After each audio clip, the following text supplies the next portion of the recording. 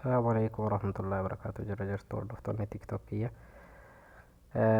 Har'a appilikeeshinii duraanii moobaayilii irratti itti fayyadamaa turre akkasuma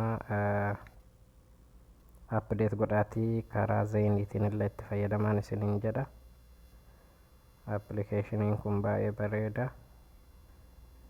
Shabakaa irratti illee baay'ee ga'uu waan ta'eef itti fayyadamaan isiniin jedha. Appilikeeshinichi isa kana jechuudha, alfeeysalii kana. Keessa seenaatii itti apdeet godhaatii itti fayyadamaa. Ani waan buufadhee qabuuf kallattimaan keessa seenee isin garsiisaa. Ammaaf garuu isatti fayyadamaa hin jiru.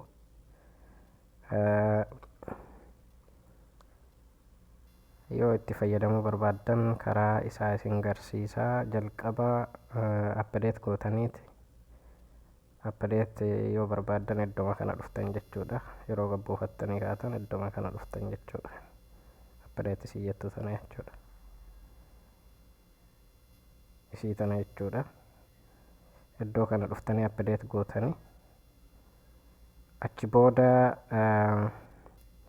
zeeyni firii isa jedhu kanarratti coqaaftan jechuudha. Zeeyni firii isa jedhu kana bira dhuftanii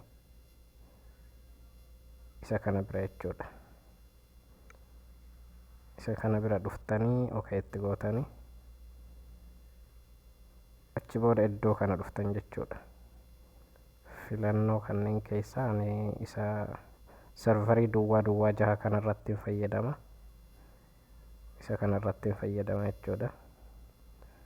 Kanarratti ni dalagaa. Gabaabumatti itti fayyadamaa isiniin jedha. Warroonni tiktokiyyaa haaraa taatan achumaan fooloo godha. Karaa yuutuubii kiyyaatiin illee tiktokii keessaan seenaatii sabiskiraayib na godhaa isiniin jedha.